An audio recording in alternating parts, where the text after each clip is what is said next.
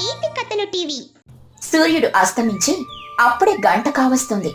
ఊరి రచ్చబండ దగ్గర ఆముదపు దీపపు వెలుగులో నలుగురు పెద్ద మనుషులు కూర్చొనున్నారు. మల్లయ్య చేతిలో ఒక ముడతలు పడిన కాగితం ఉంది. ఆ కాగితం మీద ఉన్న నల్లని అక్షరాలు వారిని వెక్కిరిస్తున్నట్లున్నాయి. ఆ ఊరిలో ఎవరికీ చదువు రాదు. ఆ కాగితం పట్నం నుండి వచ్చిన ఒక నోటీసు. అది వారి భూముల గురించో లేక శిస్తు గురించో అన్న ఆందోళన వారి ముఖాల్లో స్పష్టంగా కనిపిస్తోంది. పుల్లయ్య, ఈ కాగితాన్ని చూస్తుంటే నా గుండెల్లో రైళ్లు పరిగెడుతున్నాయ్యా. ఆ జమీందారు గారు పంపిన ఈ అక్షరాలు మనల్ని ఎగతాళి చేస్తున్నట్టున్నాయి. మనమేమో పొలం పనులు చేసేవాళ్ళం. మనకి గీతలేం అర్థమవుతాయి?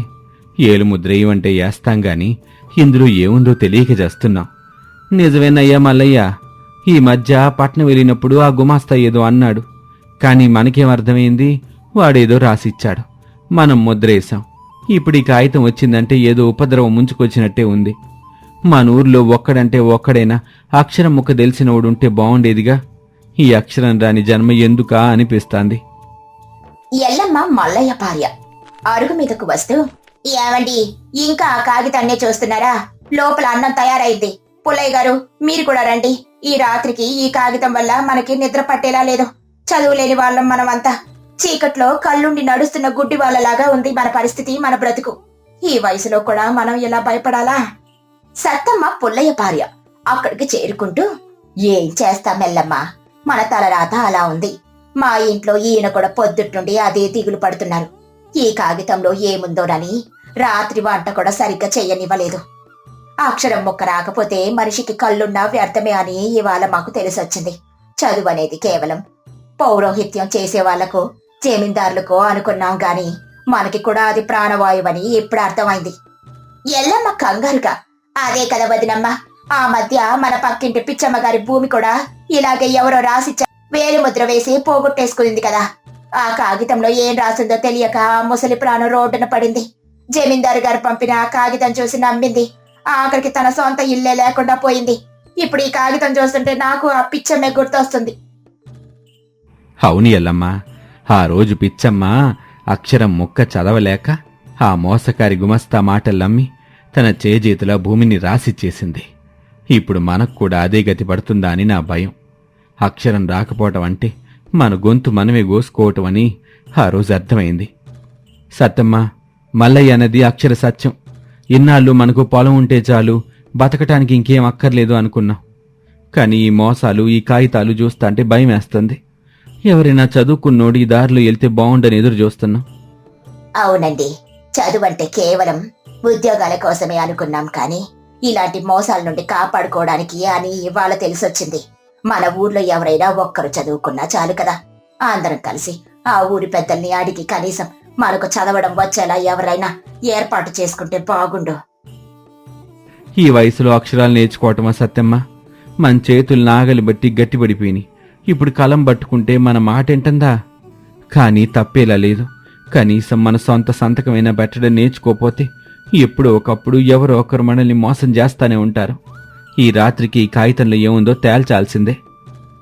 అప్పుడు చీకట్లో ఎవరో గుర్రం మీద వస్తున్న శబ్దం వినిపించింది. అది జమీందారు గారి దగ్గర పనిచేసే ఒక బంటు. వాడొచ్చి గుర్రం దిగి వారి దగ్గరకొచ్చాడు. మల్లయ్య, పుల్లయ్య భయంతో లేచి నిలబడ్డారు. ఆ కాలంలో జమీందారు మనుషులంటే సామాన్యులకు ఎంతో భయం. ఆ బంటు చేతిలో ఒక కర్ర, తలపాగా ఉన్నాయి. వాడి చూపుల్లో ఒక రకమైన అహంకారం కనిపిస్తుంది. హే మల్లయ్య, నీకు పంపిన కాగితం చూసావా? జమీందారు గారు రేపొద్దున్నే కచేరీకి రమ్మన్నారు. నీ భూమి పత్రాల్లో ఏదో తేడా ఉందట. ఏలుముద్ర వేసిచ్చావు కదా, ఆ పత్రం ఇప్పుడు సరిగ్గా లేదట. వెంటనే రాకపోతే భూమి స్వాధీనం చేసుకుంటారట. మీలాంటి చదువు సంధ్యలు లేని వాళ్ళకి ఇవన్నీ అవసరమా? పొలం వదిలేసి ఎక్కడికైనా పోవచ్చు కదా. మల్లయ్య వణుకుతో, బాబు, మాకు చదువు రాదు బాబు. ఆ కాగితంలో ఏముందో చదవటానికి ఎవరు లేక ఇక్కడ ఎదురు చూస్తున్నాం. నా భూమి నా దగ్గరే ఉంది కదా, మళ్ళీ తేడా ఏంటి బాబు? నేనేలు ముద్రేసింది ఆనాడు పంతులు గారు చదివి వినిపిస్తేనేగా. ఇప్పుడు మళ్ళీ కొత్తగా ఏంటి బాబు ఈ తెప్పలు? అవును బాబు, మల్లయ్య భూమి సాగులో ఉంది. జమీందారు గారికి రావాల్సిన శిస్తు కూడా కట్టేశాం. మరి కాగితం ఏంటి? మమ్మల్ని ఇట్లా భయపెడితే మేమెక్కడికని పోవాలి? ఈ వయసులో మమ్మల్ని రోడ్డును పడి న్యాయమా బాబు? అదంతా నాకు తెలీదు. చదువు రాకపోతే ఇలాగే ఉంటుంది. ఆ కాగితంలో ఉన్నది చదవలేరు గాని వాదనలు చేస్తారు. రేపు రండి, అక్కడ గుమస్తా గారు అంతా వివరిస్తారు. కానీ గుర్తుపెట్టుకోండి, అక్షరం లేని వాడికి అడవిలో దారి తెలియనట్టే ఉంటుంది ఈ లోకం. మీరిక్కడే ఉండండి, నేను వెళ్తున్నాను. ఈ ఎల్లమ్మ ధైర్యంగా ముందుకొచ్చి, బాబు, చదువు రాకపోవడం మా తప్పే కావచ్చు, కానీ దాన్ని ఆసరాగా చేసుకుని మా భూములు లాక్కోవడం ధర్మమా? ఆ కాగితంలో ఏముందో మీరైనా చదివి చెప్పండి. మేం మోసపోయామో లేదో తెలుస్తుంది. ఒక్క నిమిషం ఆగి మాకు వివరించండి బాబు. నాకు చదువు రాదు వదినమ్మా. నేను మీలాంటి వాన్నేగా. జమీందారు గారు ఇచ్చారు, తీసుకొచ్చి ఇచ్చాను. ఆయన ఏం చెప్తే అది చేయటం తప్ప నాకు వేరే తెలీదు. సరే, నేను వెళ్తున్నాను, జాగ్రత్త. మీరు రేపు రాకపోతే మాత్రం ఇబ్బందులు తప్పవు. బంటు గుర్రం మీద వెళ్లిపోయాడు. మల్లయ్య ఇంటి అరుగు మీద నిశ్శబ్దం అల్లుకుంది. ఎల్లమ్మ సత్తమ్మ కళ్ళల్లో నీళ్లు తిరుగుతున్నాయి. తమకు చదువు లేకపోవడం వల్ల ప్రాణం కంటే మిన్నగా చూసుకునే భూమి పోతుందేమోనన్న భయం వారిని వెంటాడుతోంది. ఆ రాత్రి వారు ఎవరూ అన్నం ముట్టలేదు. ఆ ముడతలు పడిన తెల్ల కాగితాన్ని దీపం వెలుగులో చూస్తూ ఉండిపోయారు. ఆ అక్షరాలు వారిని మింగేసే రాక్షసుల్లా అనిపిస్తున్నాయి. చూసారా పుల్లయ్య గారు, ఆ బంటు కూడా మనలాగే చదువులేనివాడు. వాడు కూడా జమీందారు చెప్పిందే చేస్తున్నాడు. మన ఊరి జనమంతా ఒక చోట చేరి ఎందుకు చదువుకోకూడదు? ఇప్పటికిప్పుడు కాకపోయినా కనీసం మన తర్వాత వచ్చే వాళ్ళకైనా ఈ గతి పట్టకూడదు కదా. మనం ఇలాగే ఉంటే ప్రతి ఒక్కడు మనల్ని భయపెడతాడు. అవును వదినమ్మ, కానీ మన ఊర్లో మనమే పెద్దలము. మనమే నేర్చుకోకపోతే అందరూ అలాగే ఉంటారు. ఏమండి మల్లయ్య, రేపు మనం కచేరీకి వెళ్లేటప్పుడు ఆ పక్క ఊర్లో ఉన్న విరూపాక్ష శాస్త్రి గారిని కలుద్దాం. ఆయన చదువుకున్నవారు, ధర్మం తెలిసిన వారు. ఆయనకు ఈ కాగితం చూపిద్దాం. ఆయన తప్పకుండా మనకు సాయం చేస్తారు. మంచి మాట చెప్పేవాళ్ళమ్మా. విరూపాక్ష శాస్త్రి గారు పాతకాలపు మనిషి అయినా చదువుకున్న వాళ్ళని గౌరవిస్తారు. మనలాంటి పేదవాళ్ళకి సాయం చేస్తారు. రేపు తెల్లవారుజాముని బయలుదేరదాం. పుల్లయ్య, నువ్వు కూడా రా. మనిద్దరి భూముల సంగతి తేలాలి. అసలు ఆ కాగితంలో ఏముందో ఆయన నోటితో ఇంటే గాని మనకు మనశ్శాంతి ఉండదు. వస్తాను మల్లయ్య. ఈ రాత్రికి ఈ భయం పోవాలంటే ఆ దేవుడే దిక్కు. చదువు లేనివాడి బతుకు పడవలేని ప్రయాణం లాంటిది. అలలు ఎటు తీసుకెళ్తే అటు వెళ్లాల్సిందే. ఇయాల ఈ కాగితం మన కళ్ళు తెరిపించింది. మనం మోసపోయామా లేక మనల్ని భయపెడుతున్నారా అనేది రేపు తెలుసుద్దిగా. పదండి, కనీసం కాసేపు కళ్ళు మూసు. ఇక మరుసటి రోజు ఉదయం సూర్యుడు ఇంకా ఉదయించక ముందే మల్లయ్య, పుల్లయ్య పక్క ఊరికి బయలుదేరారు. ఎల్లమ్మ, సత్తమ్మ కూడా వారితో పాటే వెళ్లారు. అప్పట్లో ఆడవారు కూడా ఇలాంటి కష్ట సమయాల్లో ధైర్యంగా తోడుండేవారు. విరూపాక్ష శాస్త్రి గారి ఇంటికి చేరుకొని ఆ కాగితాన్ని ఆయనకు చూపించారు. ఆ కాగితాన్ని శ్రద్ధగా చదివారు. ఆయన ముఖంలో మారుతున్న హావభావాలను వారు భయంతో గమనిస్తున్నారు. చివరకు ఆయన ముఖంలో ఒక చిరునవ్వు కనిపించింది. మల్లయ్య, దిగులు పడకయ్యా. ఈ కాగితంలో నీ భూమి లాక్కుంటామని లేదు. జమీందారు గారు నీ భూమిని ఇంకాస్త పెంచారు. నువ్వు గత ఏడాది బాగా పండించావని, పక్కనున్న బంజరు భూమిని కూడా సాగు చేసుకోమని రాశారు. కాకపోతే దానికి ఒక కొత్త ఒప్పందం రాశారు. ఆ గుమస్తా, ఆ బంటు నిన్ను భయపెట్టాలని చూశారు. వాడు నిన్ను లొంగదీసుకోవాలని ప్రణాళిక వేశాడు. మల్లయ్య ఆశ్చర్యంగా, నిజమా శాస్త్రి గారు? అంటే నా భూమి పోవటం లేదా? ఆ బంటొచ్చి భూమి స్వాధీనం చేసుకుంటారని బెదిరించాడే. ఆడు భూమి పోతుందని చెప్తే మేము రాత్రంతా నిద్రపోలేదు శాస్త్రి గారు. మా గుండెలు అయిపోయినంత పనయింది. వాడు నిన్ను భయపెట్టి ఏదైనా లంచం ఆశించుంటాడు. చదువురాని వాణ్ణి ఎవ్వరైనా సులభంగా భయపెట్టొచ్చు. అదే నీకు చదువొచ్చుంటే ఆ కాగితం చూడగానే నువ్వు సంతోషించేవాడివి కదా. భయపడే బదులు పండగ చేసుకునేవాడివి. అక్షరం రాకపోవటం వల్ల నీకొక రోజంతా నరకం కనిపించింది. చూసావా, చదువు లేకపోతే మనిషిని ఎలా ఆడుకుంటారో. శాస్త్రి గారు, అక్షరం విలువేంటో మాకు ఇవాళ అర్థమైంది.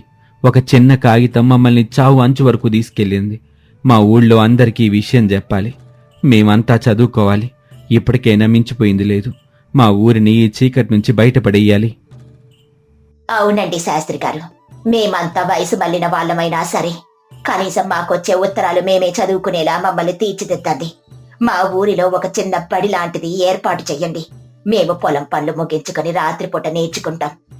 అక్షరం నేర్చుకోవడానికి వయసు అడ్డంకం కాదని మేము నిరూపిస్తాము. నిజమేనండి, మా ఆడవాళ్ళకు కూడా వస్తాం. పొయ్యి వెలిగించడం ఎంత ముఖ్యమో అక్షరం వెలిగించడం కూడా అంతే ముఖ్యమని తెలిసింది. ఆ పిచ్చమ్మలాగా మేము రోడ్డున పడకూడదు. ఎవరు మమ్మల్ని మోసం చేయకూడదు. మా ఆత్మగౌరవం కాపాడుకోవాలంటే మాకు చదువు కావాలి. మీలో వచ్చిన ఈ మార్పు చూస్తుంటే నాకు చాలా సంతోషంగా ఉంది. చదువుకి వయసుతో సంబంధం లేదు. తెలుసుకోవాలనే తపన ఉంటే చాలు. రేపటి నుండే మీ ఊరికి ఒక మనిషిని పంపిస్తాను. ఆయన మీకు అక్షరాలు నేర్పిస్తాడు. మీ ఊరు చదువులేని గ్రామం నుండి చదువుల తల్లి నిలయం కావాలి. ఆ మాటలు విన్న తర్వాత మల్లయ్య పుల్లయ్య మనసులు తేలిక పడ్డాయి.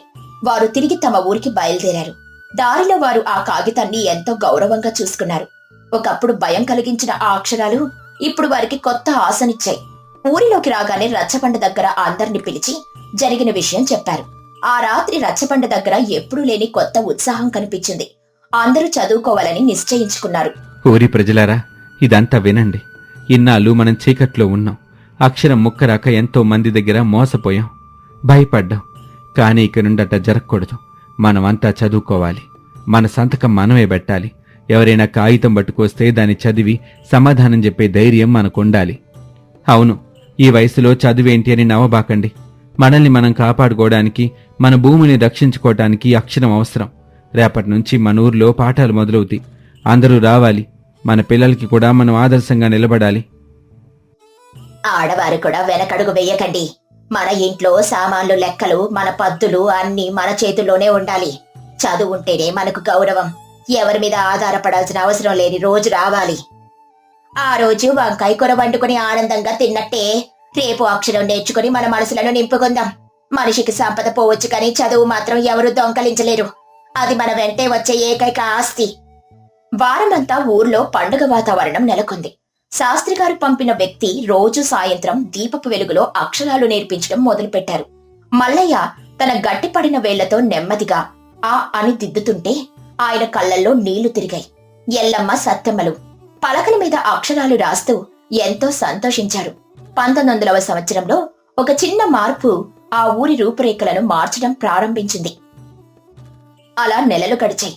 ఇప్పుడు మల్లయ్యకు జమీందారు దగ్గర నుండి వచ్చే కాగితాలు భయం కలిగించడం లేదు. ఆయనే స్వయంగా వాటిని చదువుతున్నారు. ఎవరైనా కొత్త వారొచ్చి మోసం చెయ్యాలని చూస్తే ఊరి జనమంతా అక్షరం అస్త్రంగా ఎదురు నిలుస్తున్నారు. మనుషుల మధ్య అనుబంధాలు అలాగే ఉన్నాయి. కానీ ఇప్పుడు ఆ అనుబంధాలకు జ్ఞానం తోడైంది. జ్ఞానం ఉన్న చోట భయానికి చోటుండదని ఆ గ్రామం నిరూపించింది. ఆ ఊర్లో ఇప్పుడు వెలుగుంది. అది కేవలం ఆముదపు దీపాల వెలుగు కాదు, అక్షర జ్ఞానపు వెలుగు. చదువులేని వాడిని లోకం ఎలా చూస్తుందో, చదువుకున్న వాడికి లోకం ఎలా తలవంచుతుందో ఆ గ్రామస్తులు అనుభవపూర్వకంగా తెలుసుకున్నారు. ఆ రాత్రి ఆకాశంలో నక్షత్రాలు ఎంత ప్రకాశవంతంగా ఉన్నాయో మల్లయ్య ముఖంలో ఆత్మవిశ్వాసం కూడా అంతే ప్రకాశవంతంగా ఉంది. చదువులేని ఆ గ్రామం ఇప్పుడు వెలుగుల వైపు అడుగులు వేస్తుంది. ఒక చిన్న తెలుగు పల్లెటూరు. ఆకాశం నిండా కారు మబ్బులు కమ్మున్నాయి. ఊరి నిండా మట్టి వాసన, గడ్డిళ్ల కప్పుల నుండి జారుతున్న నీటి చుక్కల చప్పుడు, వీధి అరుగుల మీద కూర్చొని ముచ్చట్లు చెప్పుకునే పెద్దలు. ఆ రోజు ఉదయం నుండే ఆకాశం తన రంగు మార్చుకుంది. ఉరుములు లేవు, మెరుపులు లేవు. కాని సన్నని చినుకు నిరంతరాయంగా కురుస్తూనే ఉంది. పల్లెటూరి వీధులన్నీ బురదమయంగా మారాయి. రాజగంగు తన ఇంటి అరుగు మీద వానని చూస్తూ కూర్చున్నాడు. పక్కనే అతని మిత్రుడు అంజన్న కూడా ఉన్నాడు. అంజనా, చూసావా ఈ వాన? అస్సలు తగ్గేలా లేదు. పొలానికి వెళ్దామంటే కాలు బురదలో దిగబడిపోతున్నాయి. ఈ వయసులో ఈ బురదలో నడవడం అంటే మామూలు విషయం కాదు. మన చిన్నప్పుడు ఈ వానలోనే గట్ల మీద పరుగులు తీసేవాళ్ళం. అవునయ్యా రాజగంగు, ఈ 7 వానలు గట్టిగానే ఉన్నాయి. పశువుల పాకలకు గడ్డి కూడా తడిసిపోతుంది. పాపం ఆ మూగ జీవాలకు కూడా ఈ చలికి ఇబ్బంది.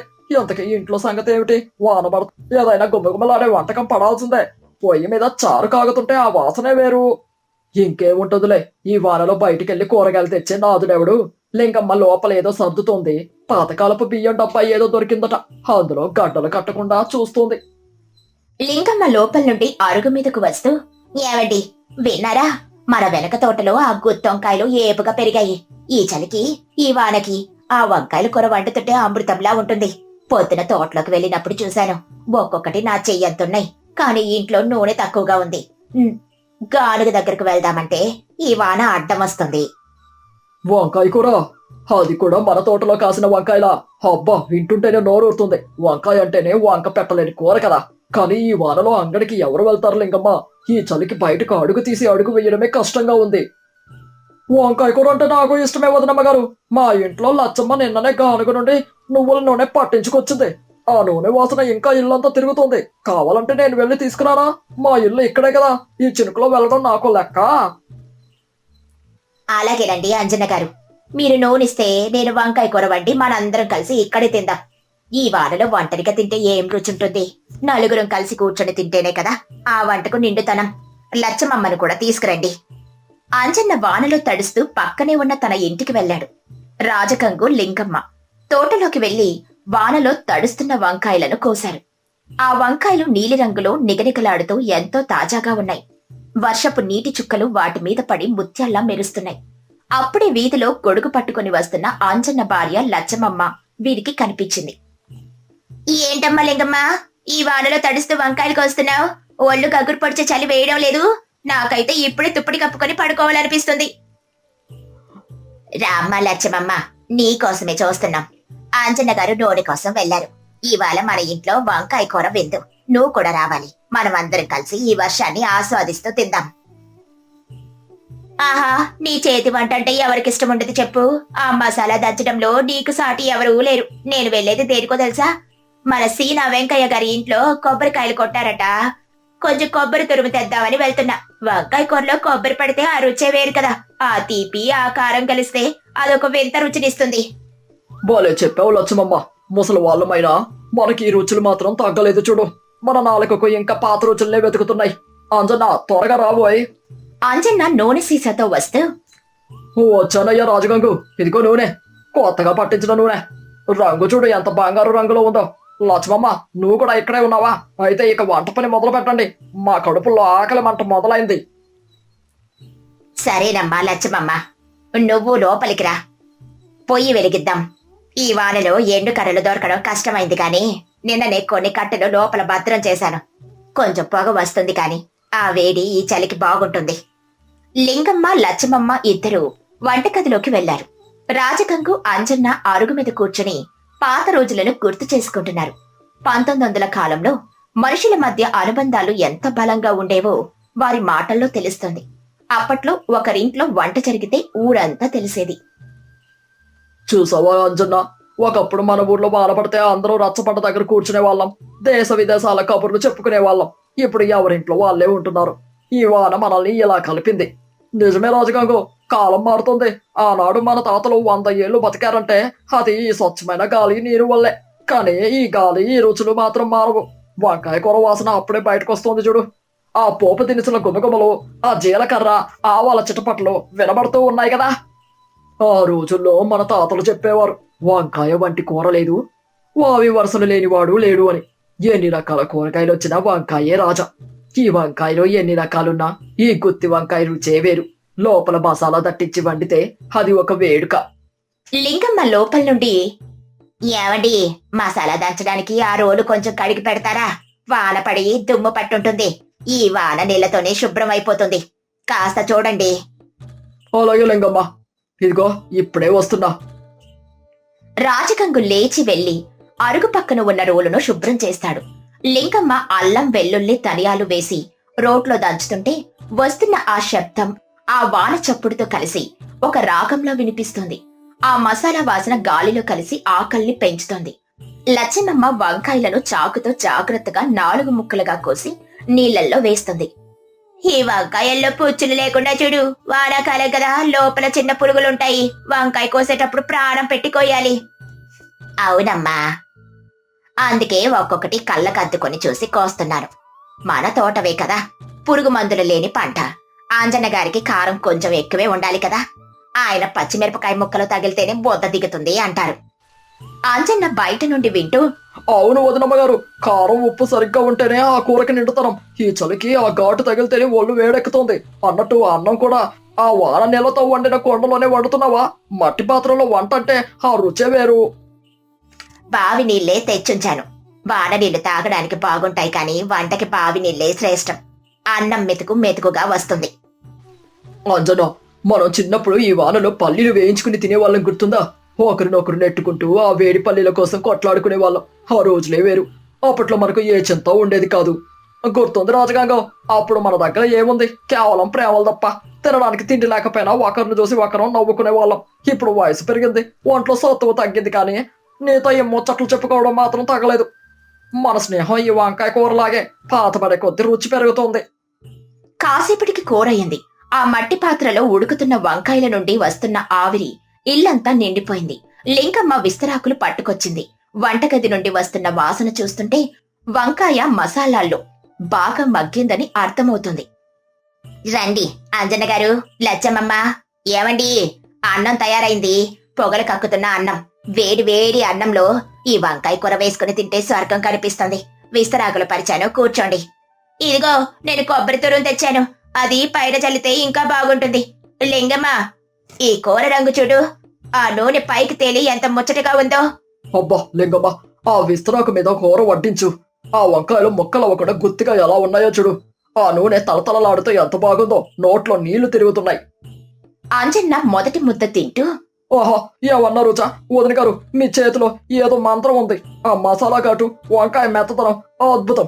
ఈ రుచికి రాజభోగం కూడా సాటి రాదు. నా ప్రాణం లేచొచ్చింది. మీరు మెచ్చుకుంటే చాలండి.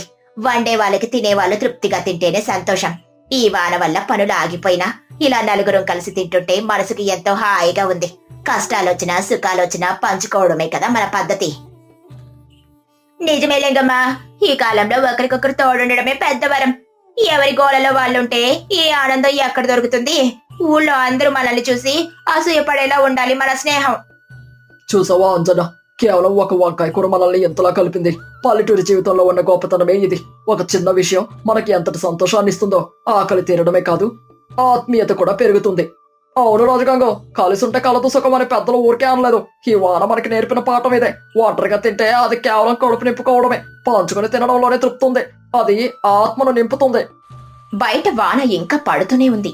కాని ఆ ఇంట్లో మాత్రం వెచ్చని ఆత్మీయత, వేడివేడి వంటకాలతో ఒక పండుగ వాతావరణం నెలకొంది. ఆ నలుగురు పెద్దవారు తమ కష్టాలను మర్చిపోయి ఆ క్షణాన్ని ఆస్వాదిస్తున్నారు. లోపల నూనె దీపం వెలుగుతుంటే బయట ప్రకృతి తన ప్రతాపాన్ని చూపిస్తుంది. కాని ఈ నలుగురి మధ్య ఉన్న ప్రేమ ఆ వాన చలిని తరిమేస్తుంది. ఏమండి, ఇంకాస్త కూర వేయనా? ఆ వంకాయ మధ్యలో ఉన్న మసాలా ఇంకా మిగిలి ఉంది. దాన్ని అన్నంలో కలుపుకుంటే అమృతంలా ఉంటుంది. చాలు లింగమ్మ, కడుపు నిండిపోయింది, కానీ మనసు మాత్రం ఇంకా తినాలనిపిస్తుంది. ఎంత రుచికరమైన భోజనం చేసి చాలా కాలం అయింది. అంజన, నువ్వేమంటావు? లచ్చమమ్మ, చూసావా మనం ఎంత అదృష్టవంతులమో. ఇలాంటి స్నేహితులు, ఇలాంటి వాతావరణం దొరకడం పూర్వజన్మ సుకృతం. ఈ వయసులో మనకు కావాల్సింది ఇలాంటి పలకరింపులే. నిజమేనండి. రేపు పొద్దున్న వాన తగ్గితే నేను మా ఇంట్లో గారెలు చేస్తాను. ఆవకాయ పచ్చడి కూడా ఉంది. మీరందరూ రావాలి. మనం రేపు కూడా ఇలాగే కబుర్లు చెప్పుకుందాం. తప్పకుండా వస్తాం లచ్చమ్మ. మన ఊరి గొప్పతనం ఇదే కదా. ఒకరింట్లో వంట జరిగితే ఊరంతా వాసన చూడాలి. ఆ ప్రేమే మనల్ని ఇంకా బ్రతికిస్తోంది. సరే, అన్నం తిన్నాం కదా, కాసేపు అలా అరుగు మీద కూర్చుని మరిన్ని ముచ్చట్లు చెప్పుకుందాం.